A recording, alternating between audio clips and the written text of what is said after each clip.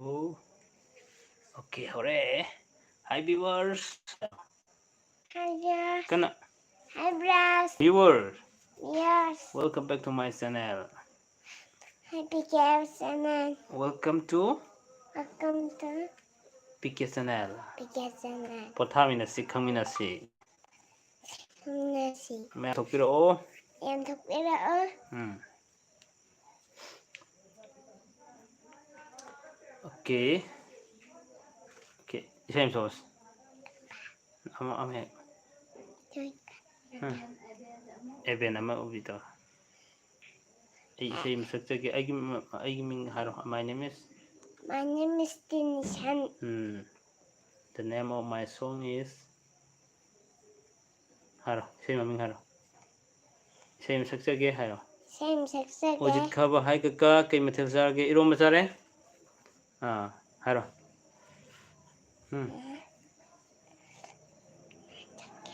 Ready? Haro. So. Microphone broken. Ngatu wari sarmana. Hai mayam torom. Hai ma'am. Kay mathil sarge. Irom ga ayo. Irom maga.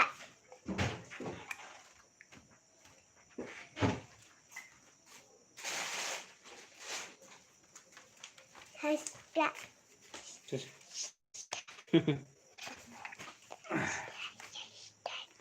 Angang si kari maming kauge taru ming hai ko. Tinishan. Okay. Nung kanung maribo nung ajari abungo kari mathil sarge. Okay. Yamba gi isa se kari kauge tinisan kawe kitrimem taru sike okay abungo se kitrimem taru tinisan kawe tinisan punsi ningomba live tare okay tare ro ho salam nambi devi hi tinisan hi cheche hayo Hai tete. okay punsi ningomba nong sudro yamba nong churame hangkre nong hangbugi live torokone Ngasai kuire nong chuba Ngasidi kari matang ino ngasidi mayam gi session ngai bagi matang hatare hello tabibra sound je nupa su nupi su chap manaba sei keno tuma subada luhongbada yabro nupa gidi tuma sudabda luhonggadumne luhonggadum oigibane ngaranggido tinisan kari mathen jarage Irom baga yerom ga kangsoy ka. Digi simbre hello tinisan hello hayo Hello. Kaka atombiga atomaga gi matangda khara haibiyo okay adusu yam kana phabadi oidabane manabado adumakpu ahan masen ahan tawbane hena khara sum phatte tare ko adubu magi matam chana luhongbu khoppa numit ta matam chana hongradi sum khara phabane ai sound tabibra si microphone macha ma hapase ako si to thoke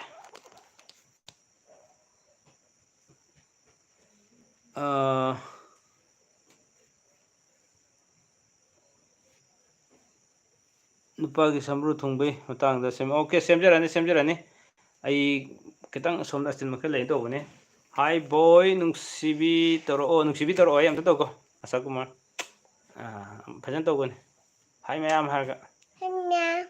phajana khut olaga kana ha Hi ma'am. I guess okay mayam sound tabi bra the sound is quite clear bro keep going okay thank you so much Simre village boy okay nupada mai the sambru tungbai block okay sambru gi soina semjarani salam nambi tai okay yai mangakta okay yai maga atom baga sum khara chorak na phaba lei adubu khara sum makoida pura mak phaba makti oidi ko adumakpo ꯑꯍꯟꯅ ꯍꯦꯟꯅ ꯈ꯭ꯋꯥꯏꯗꯩ ꯐꯠꯇꯕꯅꯦ ꯌꯥꯏꯃ ꯃꯁꯦꯟ ꯑꯗꯩ ꯑꯇꯣꯝꯕ ꯃꯁꯦꯟ ꯈꯔ ꯁꯨꯝ ꯐꯒꯅꯤ ꯀꯩꯅꯣ ꯀꯟꯅ ꯍꯦꯟꯒꯠꯂꯤꯗꯨꯅ ꯑꯣꯀꯦ ꯏꯆꯥꯅꯤꯄꯥ ꯏꯁꯩ ꯑꯃ ꯁꯛꯍꯟꯒꯦ ꯉꯁꯤꯗꯤ ꯁꯥꯎꯟ ꯐꯖꯅ ꯁꯦꯡꯅ ꯇꯥꯕꯤꯔꯕꯅꯤꯅ ꯊꯦꯡꯛ ꯌꯨ ꯇꯥꯏ ꯑꯣꯀꯦ ꯑꯁꯥ ꯀꯨꯃꯥꯔ ꯁꯦ ꯏꯆꯥꯅꯤꯄꯥ ꯍꯥꯏ ꯏꯁꯩ ꯑꯃ ꯁꯛꯑꯣꯁꯦꯐꯖꯅ ꯄꯥꯏ ꯍꯣꯏ ꯁꯛꯑꯣ Twinkle, twinkle, little star, how I wonder what you are. Up above there one so high, like a diamond in the sky. ꯑꯇꯩꯗꯤ ꯑꯦꯕꯦꯟ ꯑꯃ ꯎꯕꯤ ꯇꯧꯕꯗꯣ ꯑꯗꯨꯝ ꯁꯛꯑꯣꯁꯦ ꯑꯗꯨ ꯇꯥꯅꯤꯡꯉꯦ Eben nama upi, iPhone nama cepai, and sang pilihnya indah kononnya ai, kontra di biba mai dan tara, ai, cara dia lo hai di sajud sekere, sekaya mayun nadona, menjadi imagi ini. ꯂꯣꯏꯔꯕ ꯏꯅꯥꯛ ꯈꯨꯟꯕꯩ ꯊꯝꯃꯣꯏꯁꯦ ꯍꯥꯏꯗ꯭ꯔꯣ Ini akan ꯐꯖꯅ ꯄꯥꯏꯌꯣ ꯍꯥꯏ ꯂꯦꯡꯗꯕꯤ ini akan bertemu sekaman Jaya sensibun Nagla Karigit Piriba Robot kita marah Akan bertemu sekaman Jaya Punuk Sipangabra Karigit Piriba Robot kita marah ꯃꯌꯥꯝ light ꯅꯝꯕꯤꯌꯣ ꯍꯥꯏꯌꯣ Yang like Nabiya ꯁꯒꯨꯝ ꯕꯥꯕꯥ black shift ꯊꯤꯔꯛꯑꯣ ꯁꯀꯨꯃꯥꯔ ꯊꯤꯒꯣ baba black sheep Baba Black Sheep ꯐꯖꯅ ꯂꯦꯞꯄ ꯇꯧꯕꯅꯦ Baba Black Sheep happy anyone Yes sir 3 bags one butter monster one butter time one butter little less than the ram ꯁꯤꯗ ꯍꯥꯏꯁꯦ ꯌꯦꯡꯉꯣ Ronen from ꯀꯀꯥꯒꯤ ꯏꯆꯥꯅ ꯄꯄꯥꯒꯤ ꯄꯤꯀꯦ channel ꯑꯁꯤꯕꯨ like ꯇꯧꯕꯤꯌꯨ ꯑꯝꯇ ꯍꯥꯏꯂꯣ ꯑꯝꯇ ꯍꯥꯏꯒꯣꯁꯦ ꯑꯩꯈꯣꯏ ꯄꯄꯥꯒꯤ ꯄꯤꯀꯦ ꯆꯦꯅꯦꯜ ꯂꯥꯏꯛ ꯇꯧꯕꯤꯌꯨ ꯁꯕꯁꯀ꯭ꯔꯥꯏꯕ ꯇꯧꯕꯤꯌꯨ ꯍꯥꯏꯌꯣ ꯑꯩꯈꯣꯏ ꯄꯄꯥ ꯄꯤꯀꯦ ꯆꯦꯅꯦꯜ ꯑꯗꯨꯒ ꯁꯕꯁꯀ꯭ꯔꯥꯏꯕ ꯇꯧꯕꯤꯌꯨ ꯄ꯭ꯂꯤꯖ ꯂꯥꯏꯛꯁꯨ ꯇꯧꯕꯤꯌꯨ ꯍꯥꯏꯌꯣ ꯂꯥꯏꯛꯁꯨ ꯇꯧꯕꯤꯌꯨ ꯂꯥꯏꯠ ꯃꯤ ꯌꯥꯝꯗꯦꯗ ꯑꯝꯇ ꯍꯥꯏꯌꯣ ꯂꯥꯏꯛ ꯃꯤ ꯌꯥꯝꯗꯦꯗ ꯑꯩ ꯏꯁꯩ ꯐꯖꯗ꯭ꯔꯕ꯭ꯔꯣ ꯑꯝꯇ ꯍꯥꯏꯌꯣ ꯑꯩ ꯏꯁꯩ ꯐꯖꯗ꯭ꯔꯕꯣ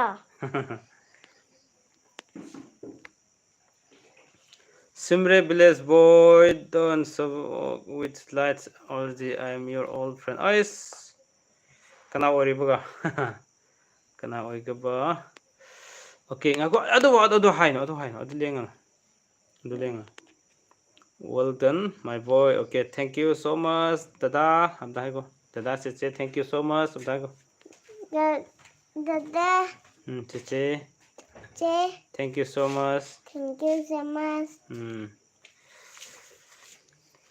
ꯃꯤꯟꯇꯔ ꯃꯅꯤꯄꯨꯔ ꯅꯨꯡꯉꯥꯏꯔꯤꯕ꯭ꯔꯣ ꯅꯨꯡꯉꯥꯏꯖꯔꯤ ꯖꯁꯃꯤꯟ ꯑꯕꯨꯡꯉꯣ ꯃꯆꯥꯒꯤ ꯂꯥꯏꯠ ꯇꯧꯖꯔꯦ ꯊꯦꯡꯛ ꯌꯨ ꯁꯣ ꯃꯆ ꯍꯥꯏꯌꯣ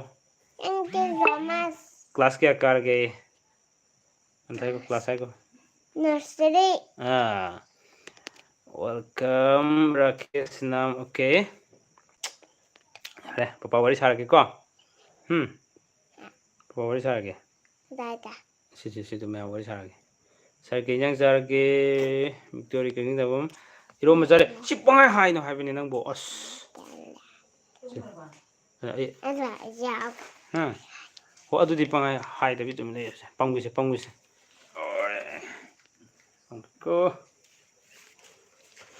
ꯑꯣꯀꯦ ꯑꯩ ꯃꯌꯥꯝꯒꯤ ꯃꯦꯁꯦꯖ ꯂꯣꯏꯅ ꯄꯥꯖꯔꯛꯀꯦ ꯋꯥꯔꯧꯕꯤꯔꯣꯏꯀꯣ ꯏꯆꯥꯁꯤꯁꯨ ꯉꯥꯛꯇꯪ ꯏꯟꯖꯣꯏ ꯇꯧꯍꯟꯕ ꯍꯥꯏꯇꯥꯔꯦ ꯆꯥꯛꯆꯥ ꯇꯣꯛꯄꯒ ꯇꯨꯝꯈꯤꯕ ꯇꯥꯔꯦ ꯑꯗꯨꯅ ꯑꯗꯨꯒꯤꯗꯃꯛꯇꯅꯤ ꯑꯩ ꯌꯥꯔꯦ ꯑꯣꯀꯦ ꯀꯩ ꯏꯟꯖꯥꯡ ꯆꯥꯔꯒꯦ ꯑꯕꯨꯡꯉꯣꯁꯦ ꯀꯩ ꯃꯃꯤꯡ ꯀꯧꯒꯦ ꯁꯪꯒꯝ ꯄ꯭ꯔꯦꯝꯂꯗ ꯃꯤꯡ ꯀꯔꯤ ꯀꯧꯒꯦ ꯃꯤꯡ ꯑꯝꯇ ꯍꯥꯏꯈꯣ ꯑꯣꯀꯦ ꯃꯦꯔꯤ ꯊꯧꯗꯥꯝ ꯏꯁꯀꯣꯔꯄꯤꯌꯣꯁꯤ ꯀꯩꯗꯧꯒꯦ ꯀꯀꯥ ꯊꯣꯏꯗꯣꯛꯄ ꯂꯩꯇꯦꯗ ꯑꯗꯨꯒꯤꯀꯣ ꯏꯁꯀꯣꯔꯄꯤꯌꯣ ꯑꯣꯏꯒꯦꯔꯥ ꯃꯥꯒꯤ ꯔꯥꯁꯤꯒꯤ ꯃꯇꯨꯡ ꯏꯟꯅ ꯂꯩꯖꯕꯅꯤ ꯔꯣꯅꯦꯅꯦꯄ ꯄꯄꯥꯒ ꯃꯃꯥꯒ ꯀꯅꯥꯅ ꯍꯦꯟꯅ ꯅꯨꯡꯁꯤ ꯑꯕꯨꯡꯉꯣ ꯑꯝꯇ ꯍꯥꯏꯈꯣꯁꯤ ꯗꯗꯥ ꯔꯣꯅꯦꯟꯅ ꯍꯪꯉꯛꯏꯁꯦ Papaga mama kanane nungsi hangai. Kumus. Amda kumus. Somji yang itu. Anima. Anima siapa? Oke. Rakesh nam yaimaga atombaga si sanabra sani kesukai de. Ras Kumar Morangthem Faje yamna ado Johnny chalo hai ne Johnny just papa chalo hai pungo macha nang sakudam faje itu Ras Kumar Morangthem na sabas ai papa sam pai Johnny Johnny, yes, Papa. Eating sugar, no, Papa. Telling a lie, no, Papa. Open, ha ha ha. Fajan sawan. Angka fan sawas. Kay nang jai do. Hai buang. Hai buang. Sih kaya having nista. Jackfruit ayo. Jackfruit ko. Oke, Mrs. Sam lagi kira. Angang si sahi kya surge. Sahi kya surge. How old are you? How old are you? How old are you? I am. Kya? Sorry. 5 years old have not wrong. 5 years old. 5 years old. Say mga. Ko. Okay, then Lakshmi Puyam tamu kinamta hangjagi yani hangbiro. Mayam hangbirak na ba live thajari bani. Aina blog sema kya singdu da doubt leiba adagi confuse leiba singdo sum khangminasi haibagi damaktane yam toina live thajari siko. Salam nambi yam fajaye yam nasu haye tension se thank you hayo. Thank you. Dagi kalemba wangkem bro nuajari. Morangthem Jones angang na hena singdro. Singi hai pakum do. Okay. Merit thodam yaim kaya no yaim hai do male. Kedoge thodo polite. Yam na phajana khomkrek kaka yam nungsiye bungose. Amga thank you hayo. Yam nungsiye. Thank you. Okay. Then adagi Rakesh Sinam Tuesday ga Saturday ga gadi nupa ke karam no hide ragdi khangoi. Then aduga kugi where Ronen Nepram ke hano ya tikpudo do khrogi bungo. Oh nang ya tikpu kana daw ga ha nang tin ja gre Xin chào các bạn. Sapo zaman magi. Chào zaman vậy. Dagi Rohit Sandrambam kakai injang jarge ai rom jare. Ras Kumar Morangthem yamna haiko rhyme sakpa abungo masa very good. Amka thank you once again, thank you ayo. Once again, thank you. Rani Devi hi kaka okay hi. Bobisan nupa Thursday nupi Sunday Thursday Friday Saturday Sunday yamna fai pakna boy ko. Rakesh Sinam nupa Saturday nupi ina Tuesday nupa Saturday nupi Tuesday Saturday Sunday Monday Tuesday adusu fai adusu fai then adagi Momosa Salam gi nupa na Monday nupi na Thursday Monday Tuesday Wednesday Thursday adusu fai sab manaba ngakatai ngasi gi thara isingse huji fogi ona di sa fu se ko ta ba ngakani yam fobu ngak to salam lambi tinisan toy badi tum krobo uninge toy uninge tum krobo yang kira to toy tum gram tai ko che toy tum gram tai Ta toy batung gara. Morangthem Jones tamonupa yaimaga nupi atombiga chane hodorna Okay, memedebi abungose yamna nungsiye masaksu fajaye kaisage abungose. Okay, mala akumalage. Lakshmi Puyam minnaga singha ka chana bro minnaga singha nupa ke karam na habiro. then adagi Rohit Sanjambam kaka nupagina Friday nupigina Monday Friday Saturday Sunday Monday adusu paknai sapu chegap tai Uttam Sagol Sam comment sita hore amutang ibiro Uttam adi pai nanang pai yan pai okay then aduga nang to sida haise nang masak yam phajai kai chabai nai do khonguna kai chabai phajai no haun haun hau chabai nai hau chabai sangom thakpai ne sangom thakpai ti apple chabai ne apple chabai ne adugi phajari ne duye phajai ne phajadro ayo phajadro apple ga sangom ga chabiyu masak phajat thokpani hayo apple ga sangom ga chabiyu phajamne ai phajari sini ai phajari simne ne okay dagi asi sana le phamda ai ko asom ala sana bi to pa lapthokina okay mathang pajara ke ko ngai si thobu yorosu oro biroi Uttam Sagol Sem amugi ibirak naba nonuksari madi message mathak su jam lai kibinina chingthar thine ragadi message comment si thanar ko lep to bining ko aduna ne blog to kino ko kano to ne to Rani Devi kaka nupa Saturday nupi na Monday Saturday Sunday Monday adumadi khabai tai kitang pakna wale aduga rasida pakna radi khar fane tare ko then aduga Maxina isnam okay hi kaka masur okay hi Maxina ti rosni sol leto macha ti rosni Devi nupa na Friday nupi na Saturday se sana bro mutabi chane yam pai sapui wan tai Hobism Jackson Friday amadi Friday ani di pakna bro manabadi pakna de AB Sarangsa nupa Saturday nupi Wednesday Saturday Sunday Monday Tuesday Wednesday madu fattaba oi ko sapu ngak tai Lakshmi Puyam nupana minna nupina singha pana minna nupina singha okay let's check pana minna nupina singha haibani ko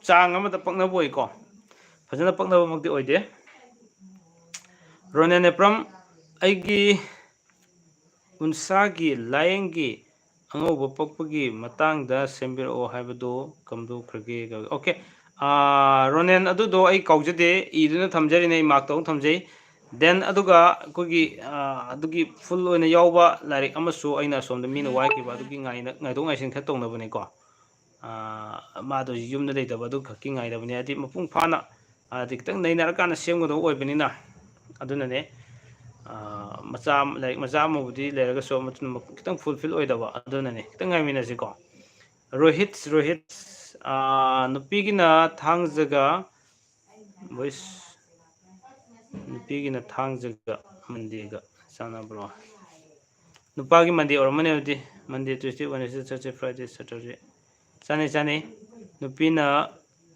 thangja oragadi nupana mandi ordi chane ko Rohit Samjambam kaka nong chubro kaka hoi dromda hojik chude nong chude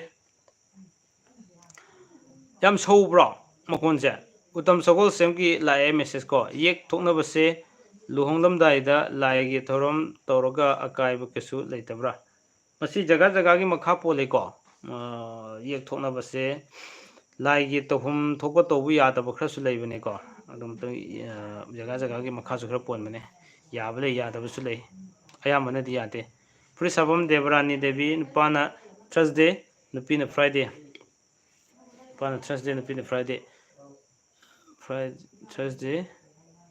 okay pangnai yam pangna boy Devrani Lina San okay nupagina Singha nupigina Kumba nupagina Singha ꯅꯨꯄꯤꯒꯤꯅ ꯀꯨꯝꯕꯁꯦ ꯁꯤꯡꯍꯒ ꯀꯨꯝꯕꯁꯦ ꯈꯤꯇꯪ ꯄꯛꯅꯗ꯭ꯔꯦꯀꯣ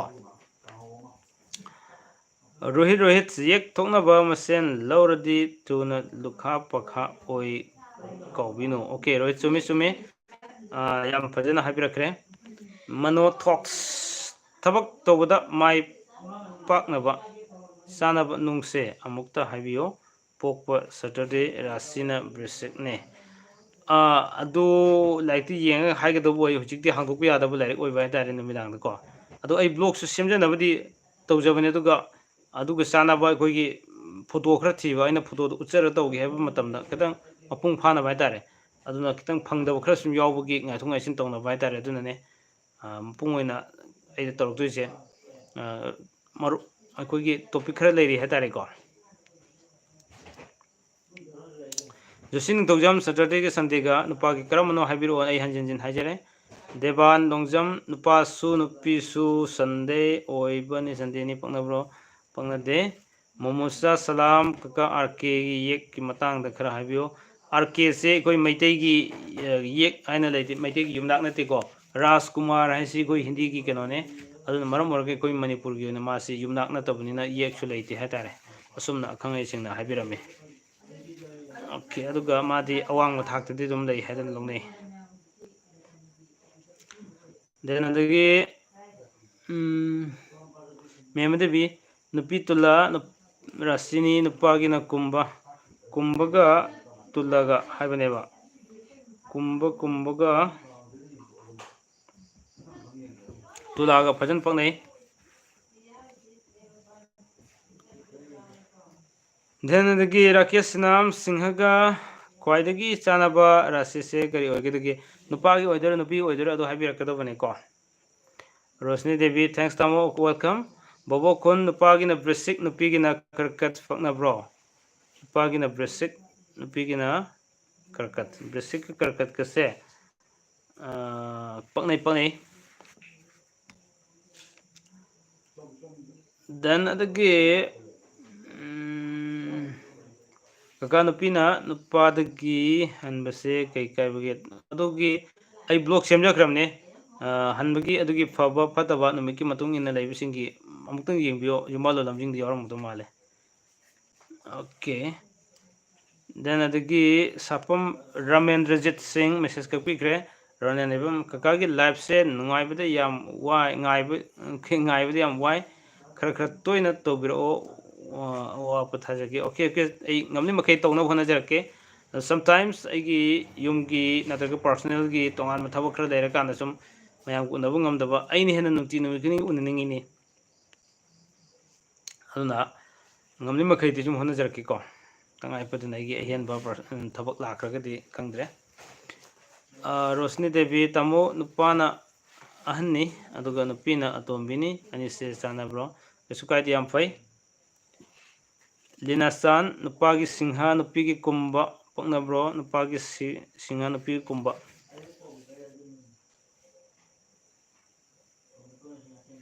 ꯄꯛꯅꯗꯦ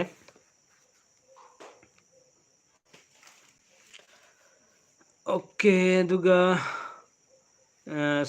ꯁꯥꯎꯗꯦ bro ꯀꯩꯁꯨ ꯇꯧꯗꯦ ꯌꯥꯝ ꯁꯦꯡꯅ ꯇꯥꯏ ꯁꯧꯗꯦ okay ꯁꯧꯗꯦ ꯍꯥꯏꯕꯀꯣ ꯑꯩꯗꯤ ꯅꯣꯡꯒꯤ ꯇꯣꯏꯅ ꯍꯪꯉꯛꯄꯗꯨꯗ ꯁꯧꯔꯕꯁꯤꯅꯦꯗ ꯑꯩꯅ ꯍꯪꯖꯩꯗꯤ ꯑꯣ ꯈꯔꯗꯤ ꯎꯅꯔꯔꯦ ꯀꯪꯂꯩ ꯃꯄꯥꯔꯤ ꯀꯨꯃꯟꯆꯥ welcome back to my channel ꯀꯪꯂꯩ ꯃꯄꯥꯔꯤ ꯑꯣꯀꯦ ꯈꯥꯂꯦꯝꯕ ꯋꯥꯡꯈꯦꯝ ꯅꯨꯄꯤꯅ ꯇꯨꯏꯁꯗꯦ ꯅꯨꯄꯥꯒꯤꯅ ꯁꯦꯇꯔꯗꯦ ꯁꯟꯗꯦ ꯃꯟꯗꯦ ꯇꯨꯏꯁꯗꯦ ꯐꯩ ꯄꯛꯅꯩ ꯍꯨꯔꯦꯝ ꯑꯃꯟꯗ ꯃꯤꯊꯨꯟꯒ ꯄ꯭ꯔꯤꯁꯤꯀ ꯅꯨꯄꯥꯒꯤ ꯀꯔꯝꯕꯅꯣ ꯍꯥꯏꯕꯤꯔꯛꯑꯣ ꯃꯌꯥꯝ ꯀꯪꯂꯩ ꯃꯄꯥꯔꯤ ꯈꯨꯃꯟꯆꯥ ꯑꯣꯖꯥ okay welcome back to my channel ꯀꯪꯂꯩ ꯃꯄꯥꯔꯤ ꯈꯨꯃꯟꯆꯥ ꯎꯅꯔꯦ ꯉꯁꯤꯁꯨ ꯀꯣ ꯈꯦꯂꯦꯝꯕ ꯋꯥꯡꯈꯦꯝ ꯔꯥꯁꯤ ꯃꯤꯟꯅꯒ ꯀꯩꯅꯒ ꯅꯨꯄꯥꯒꯤ ꯈꯪꯗ꯭ꯔꯗꯤ ꯍꯥꯏꯕ ꯌꯥꯗ꯭ꯔꯦ ꯃꯅꯣꯊꯣꯛ ꯁꯣꯏꯗꯅ ꯃꯊꯪꯗ ꯁꯦꯝꯕꯤꯔꯛꯑꯣ ꯑꯪꯀꯜ ꯉꯥꯏꯖꯔꯤ ꯑꯣꯀꯦ ꯁꯦꯝꯅꯕ ꯍꯣꯠꯅꯖꯔꯛꯀꯦ ꯔꯥꯀꯦꯁ ꯁꯅꯥꯝ ꯁꯤꯡꯍꯁꯤ ꯅꯨꯄꯤꯅꯦ ꯑꯣꯀꯦ ꯔꯥꯀꯦꯁ ꯃꯄꯨꯡ ꯐꯥꯅꯕꯒꯤ ꯏꯕꯤꯔꯛꯑꯣ ꯍꯥꯏꯕꯅꯤ ꯑꯩꯅ ꯍꯥꯏꯕꯗꯤ ꯃꯃꯥꯡꯒꯤꯗꯨ ꯃꯌꯥꯝ ꯃꯦꯁꯦꯖ ꯃꯌꯥꯝꯁꯤꯅ ꯀꯥꯎꯔꯦ Member mi tamo thanks okay welcome. Momosa salam nupagina singha aduga nupigina breast habane ko. Nupagina singha nupigina breast haba. Adu taragedi singha ka breast kasi yam paknai phajana paknai ko. Then aduga hemba thuksom karkat ka tulaga se chana bro. Nupagi khangdre kangai mapari khumacha kai mathe sage. Okay ai iro masajare. Rosni puyam tamu yek thokna base sunglo lobo yadrabra magi pambai amatang leitabra habiro hana khangragadi pambai leiroi ai blog semjakrabani ko e thokna bsaduga khangudana thokna leram taragadi adugidi pratika to biya sing e thamjakrabni chanu waikhom chanu yaikhom upina Thursday aduga nupana Friday khadang chana wale ko song thongo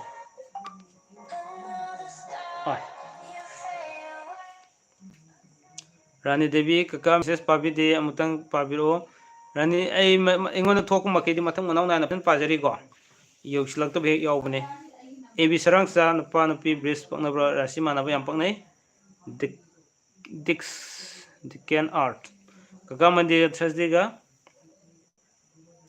pagi mandi or di phai Mema Devi nupi na Sunday numit potladi nupagi na kari numita nupi na Sunday or di nupana Saturday yare aduga Thursday yare then adagi Thursday Tuesday hari sing ko aduga jekelabar tamoy lae okay jekelabar welcome back to my channel Lemras Wednesday masen pakna bro nupi na hobus hanmuse manaba phate nupana makar nupi na tanu nupana makar nupi na tanu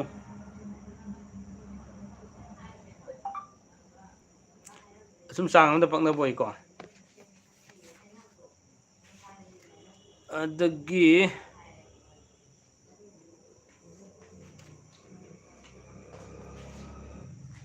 sahi gi su sanaba sanadaba leibro leibane ngai pari kumacha marak khara live thabiraktre kedobage hoi nonini lepkibane aigi asinmam leidin torini waro biro jekelabar kai topic no haina sibo tamo mayam gi apamba topic khanarak pa tare mayam session pinarak paduni chingkhai morang nupagi Sunday nupigi Thursday madu fatte thodam solva kaga sakchar bo ke sajare josni oinam nupagi brisik nupigi mes nupagi brisik nupigi mes sabani ko nupagi brisik sum sang pakna boy okay aduga khalem wangkem nupana minna nupina kanya paknai sum yai ko aduga Rakesh Sanam nupagi rasi singha oiba si chanaba singha ga chanabadi yam laikre nupana oidore singha se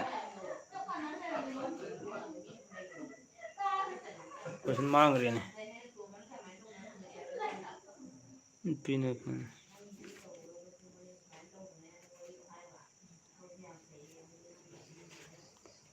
nupagi mes nupigi haura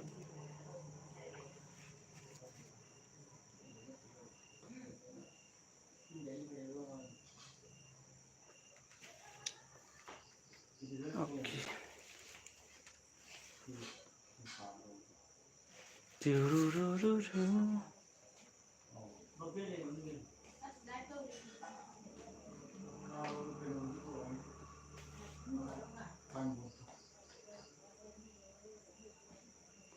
baby boy gal yengbi 100% chumra Google yeng buddi ꯂꯥꯟ ꯃꯌꯥꯝ ꯌꯥꯎꯕꯅꯦ ꯍꯧꯖꯤꯛꯇꯤ ꯑꯗꯨꯒ ꯀꯩꯅꯣ ꯃꯄꯨꯡ ꯑꯣꯏꯅ ꯆꯥꯠꯇꯤ ꯌꯦꯡꯒꯗꯧꯕ ꯆꯥꯠ ꯑꯩꯈꯣꯏꯅ ꯄꯤꯔꯤꯗꯣ ꯒꯨꯒꯜꯒ ꯈꯔ ꯈꯦꯠꯅꯕꯅꯤ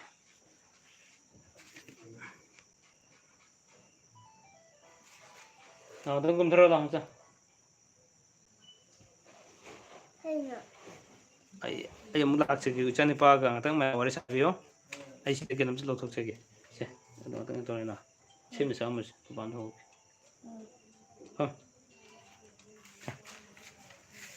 ꯑꯩ ꯑꯃꯨꯛ ꯂꯥꯛꯆꯒꯦꯀꯣ ꯃꯌꯥꯝ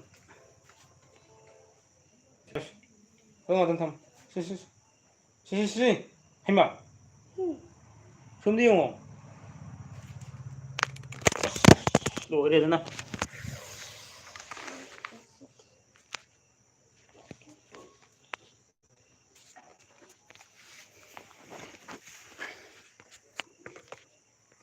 ꯆꯤꯡꯊꯔꯦ ꯑꯉꯥꯡꯅ ꯃꯌꯥꯝ ꯋꯥꯔꯧꯕꯤꯔꯣꯏ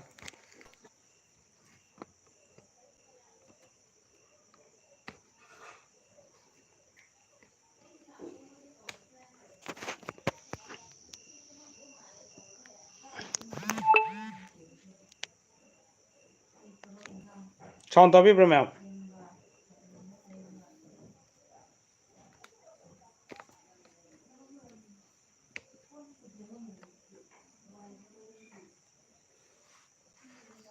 ꯁꯤꯌꯣ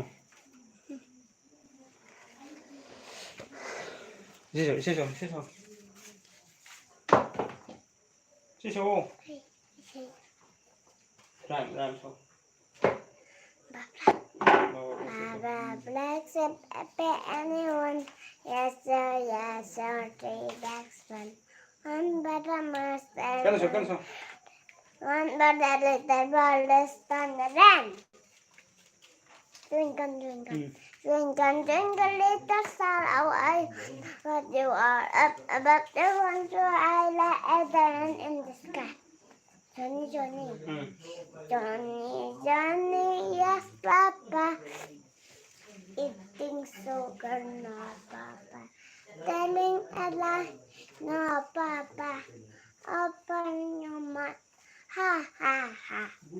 Papa, black sheep, happy anyone. Yes, sir, take back. One the monster, one the black. One the little less than the lamb. ꯆꯨꯝꯅ ꯐꯝꯃꯣꯔꯒ ꯑꯩ ꯏꯁꯤꯡꯒ ꯊꯛꯀꯦꯅꯅꯦ ꯌꯦꯡꯉꯒ ꯆꯨꯝꯅ ꯋꯥꯔꯤ ꯁꯥꯟꯅꯧ ꯍꯥꯏ ꯃꯌꯥꯝ ꯇꯧ ꯄꯤꯀꯦ channel Subscribe to me, please.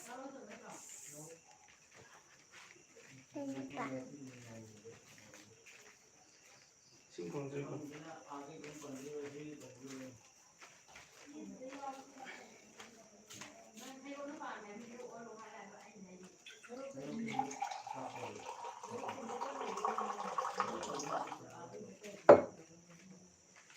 Papa, phone giải nào không được.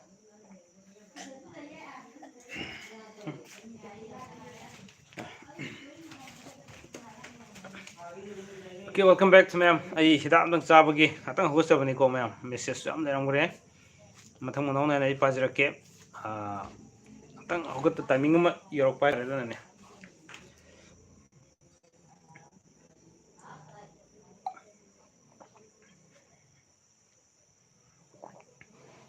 Kay okre. Okay. Manu thoki pagre kha lemba. Pan mesi pagre. Nake senam pagre. Dadu sing Sunday ngakta poki pagre. Singkai morang. Bro nupagi mes nupigi di kaure. Nijing biro. Purit sabam Devrani. Kanupina minna nupana dhanu. Loina haijaraki ko ma'am. Ngoro bibiyate.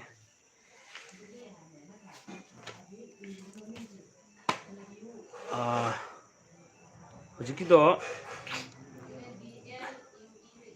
Devrani gido nupagi dhanu nupigi minna habaneba. Dhanu minna ko dhanu minna pagnay. Then aduga ꯀꯥꯏ ꯌꯧꯈ꯭ꯔꯦ message ꯑꯃꯅ ꯉꯥꯎꯔꯦꯅꯦ okay ꯔꯥꯅꯤ ꯗꯦꯕꯤ ꯀꯀꯥ ꯑꯩꯒꯤ message ꯑꯝꯇ ꯄꯥꯕꯤꯔꯣ ꯑꯩ ꯌꯥꯝꯅ ꯂꯥꯞꯅ ꯇꯧꯖꯕꯅꯤ ꯃꯦꯡꯒ꯭ꯂꯣꯔꯗꯒꯤꯅꯤ okay ꯑꯁ ꯔꯥꯅꯤ ꯃꯦꯁꯦꯖ ꯀꯔꯝꯕ ꯏꯆꯟꯒꯤ ꯃꯦꯁꯦꯖꯇꯣ ꯀꯃꯦꯟꯗꯨ ꯀꯔꯤꯅꯣ ꯑꯃꯨꯛꯀ ꯏꯕꯤꯔꯛꯑꯣ ꯑꯩ ꯁꯣꯏꯗꯅ ꯄꯥꯖꯔꯛꯀꯦꯀꯣ ꯌꯥꯝ ꯂꯥꯞꯅ ꯌꯦꯡꯕꯤꯔꯝꯕ ꯌꯥꯝ ꯅꯨꯡꯉꯥꯏꯖꯩ ꯍꯧꯖꯤꯛ ꯀꯔꯤ ꯀꯔꯤ ꯇꯧꯕꯤꯔꯤꯒꯦ ꯌꯥꯝ ꯂꯥꯞꯅ ꯂꯩꯕꯤꯔꯤꯕꯁꯦ ꯀꯔꯤꯅꯣꯝ ꯁꯣꯏ ꯇꯧꯕꯤꯔꯝꯒꯗꯧ ꯃꯥꯜꯂꯦ ꯍꯥꯏꯕꯤꯔꯛꯑꯣ ꯑꯣꯀꯦ ꯃꯦꯝ ꯗꯦꯕꯤ ꯇꯥꯃꯣ ꯅꯨꯄꯤꯅ ꯇꯨꯜꯂ ꯅꯨꯄꯥꯅ ꯁꯤꯡꯍꯒ ꯇꯨꯜꯂꯒ ꯀꯣ ꯁꯤꯡꯍꯒ ꯇꯨꯜꯂꯒꯁꯦ ꯄꯛꯅꯩ ꯗꯦꯟ ꯑꯗꯨꯒ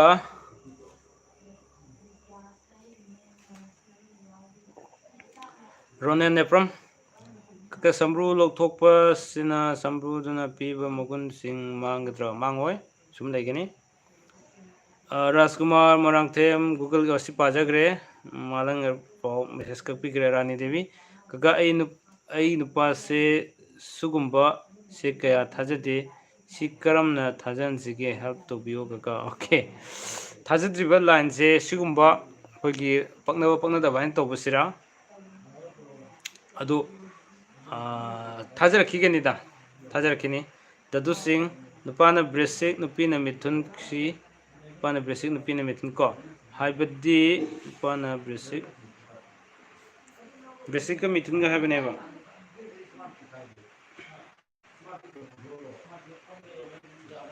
ꯄꯛꯅꯗꯦ ꯑꯗꯨꯃ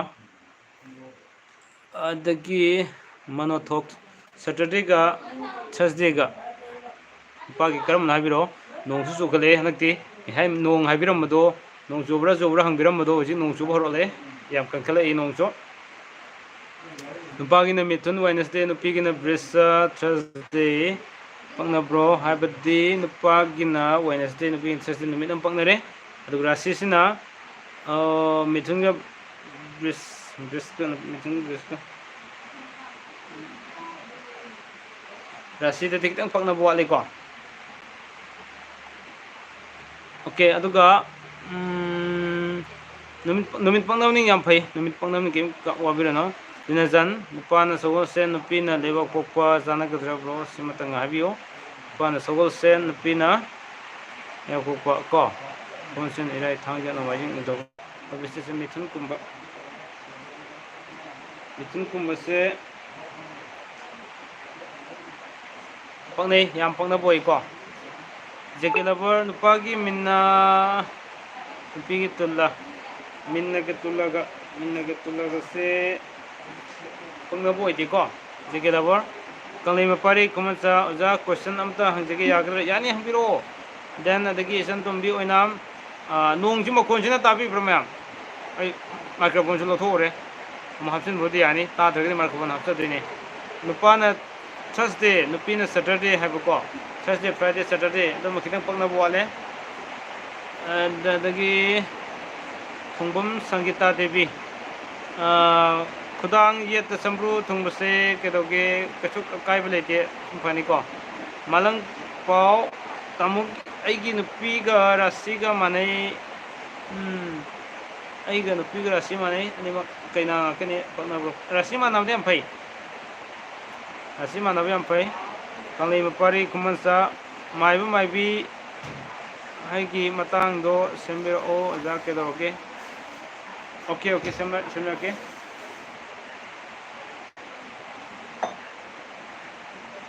ꯁꯥꯎꯟ ꯁꯨꯝ ꯇꯥꯕꯤꯀꯣ ꯅꯣꯡ ꯇꯥꯕꯁꯤꯅ ꯑꯩꯁꯨ ꯈꯔ ꯀꯟꯅ ꯁꯨꯝ ꯍꯥꯏꯖꯕꯅꯦ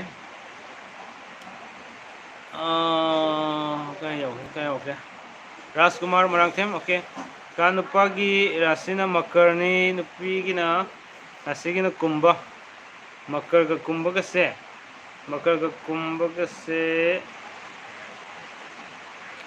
ꯄꯛꯅꯗꯦ ꯁꯨꯔꯦꯁ ꯍꯦꯁꯇꯥꯝ ꯁꯣꯝꯁꯤ ꯄꯟꯗꯤꯠꯂꯣ ꯑꯩ ꯄꯟꯗꯤꯠ ꯅꯠꯆꯗꯦ ꯄꯟꯗꯤꯠꯅꯦꯅ ꯈꯟꯕꯤꯒꯅꯣ ꯔꯣꯅꯦꯟ ꯅꯦꯄ꯭ꯔꯝ ꯌꯨꯝꯕꯥꯂꯣꯟ ꯂꯝꯖꯤꯡꯗ ꯅꯨꯄꯥ ꯅꯨꯄꯤꯒꯤ ꯃꯅꯨꯡꯒꯤ ꯍꯛꯆꯥꯡ ꯐꯒꯠꯅꯕ ꯏ ꯄꯥꯝꯕꯤꯁꯤꯡ ꯑꯃꯠꯇ ꯍꯥꯏꯕꯤꯔꯛꯑꯗꯤ ꯅꯨꯡꯉꯥꯏꯖꯒꯅꯤ ꯑꯣꯀꯦ ꯑꯩ ꯕ꯭ꯂꯣꯛꯇꯗꯤ ꯁꯦꯝꯖꯔꯝꯃꯒꯗꯧꯕ ꯃꯥꯜꯂꯦ ꯑꯝꯇꯪ ꯌꯦꯡꯕꯤꯔꯒꯗꯤ ꯑꯗꯨꯒ ꯀꯔꯤꯒꯨꯝꯕ ꯈꯪꯗ꯭ꯔꯒꯗꯤ ꯅꯝꯕꯔꯁꯨ ꯂꯩꯔꯝꯒꯅꯤ ꯁꯨꯝ ꯐꯥꯎꯅꯁꯤꯀꯣ Dickens Art nupina sahi hanbase paisa pai haibro kayam sumbage wari amata leram do male. Okay, madu numit pakna bu numit khagi wan ko pakna dragadi pakna de have the blog semja kramne amtang title do thaga dum sangpio. Dibalo lamjing playlist yorong mane. Adagi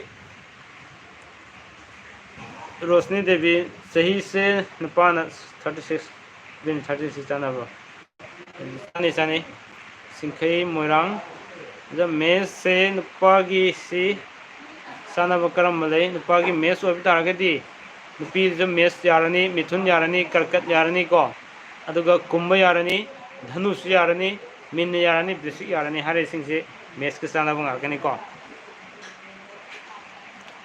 adagi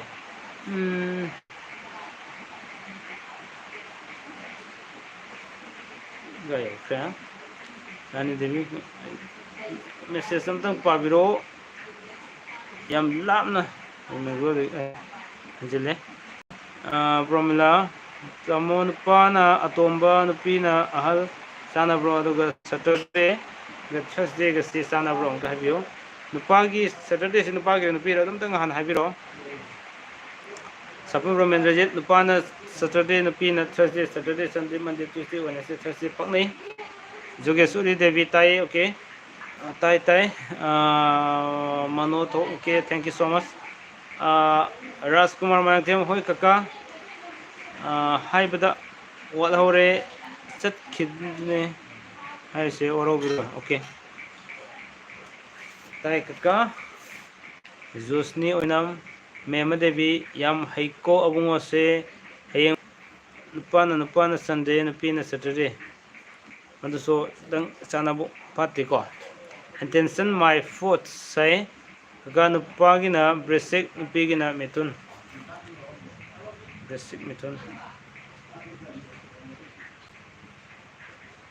basic mitun ji dang pakna wale ko aduga kayo ga therefore nasan adudi yam paknai haibi hakibani okay singkhai morang bro nupagi mes nupigi na basic ko aduga nupagi 26 Saturday kadai na ne message marker Saturday ke Thursday ke haido mal ko Saturday Sunday Monday Tuesday Wednesday Thursday paknai LSD black nupagi Monday nupigi Saturday Monday Tuesday Wednesday Thursday Friday Saturday madu pakna boy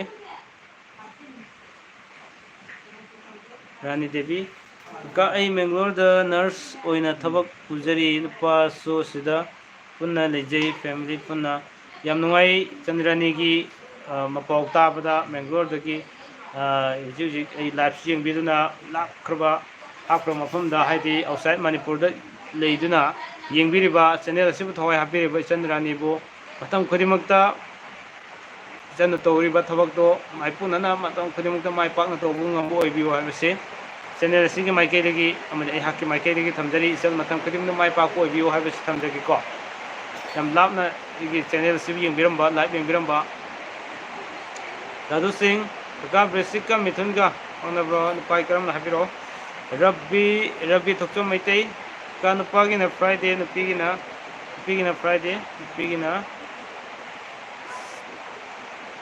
Tuesday Friday Saturday Sunday Monday Tuesday pakna de do mako Dadu Singh duga Sunday ngakta po jo adu fate alifa langjam nupagi mes nupigi tula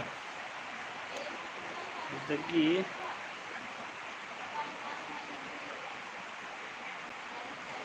message do na itre message me am jikam do ni side pa le be wara ni okay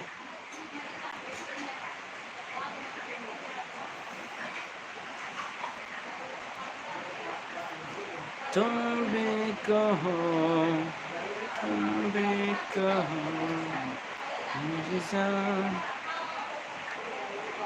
nung siam kana chure kamai do ni side digita sanu ꯁꯔꯖꯔꯤ ꯅꯨꯄꯥꯒꯤꯁꯨ ꯅꯨꯄꯤꯒꯤꯁꯨ ꯐꯠꯇꯦ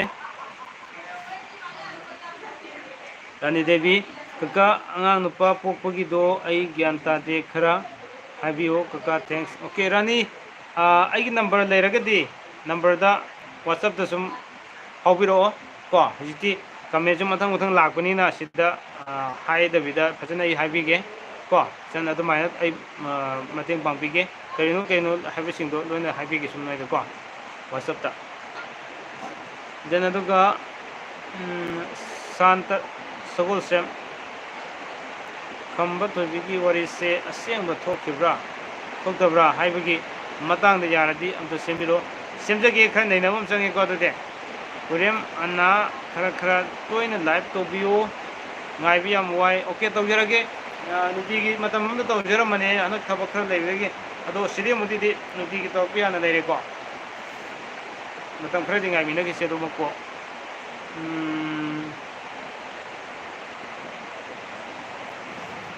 ꯅꯨꯄꯥ ꯃꯦꯁ ꯅꯨꯄꯤ ꯃꯦꯁ ꯇꯨꯂꯥ ꯑꯝꯇ ꯍꯥꯏꯕꯤꯌꯨ ꯅꯨꯄꯥꯒꯤ ꯃꯦꯁ ꯅꯨꯄꯤꯒꯤ ꯇꯨꯂꯥ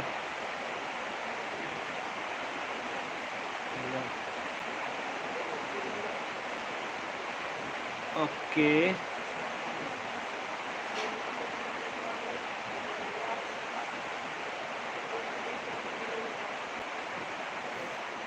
ओके मैमना थाबिरक्पसे याम नुंगाइजै अखोइगी तोंगान तोंगान कमेंट थाबिरक्पा को अदुमकपु अइना थमजनिंगबदि कमेंट मैमसे अइ लोइनमक पाबा ngamjararoige हाइदि अइंगोनसो हिदाक चाखिबगी त वरक टाइमिंग मोय देन अदुगा अवातपसिंगसो ngsaigi अइना थमगदबा अवातप लेइबा टॉपिक क्यासो मथंग मथंग पाइखलक्किदोइने मैमसु येंबियो अदुगा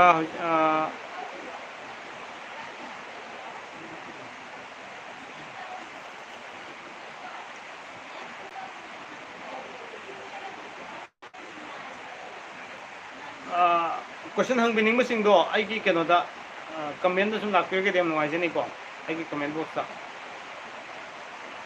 क्वेश्चन हंगबिनिंगबा अदुगा केनोसे अइदी लाइव मतंग साइ लोसिंजरगे तौबनेदा तंग अइंगोंदा वरक केनो खर लेरे हातारे अदुनने हयेंगी सेमनोसो ngasi हाइफेट खंगलौगदबा टॉपिक दो सिगुम क्यामसु लेबिनिना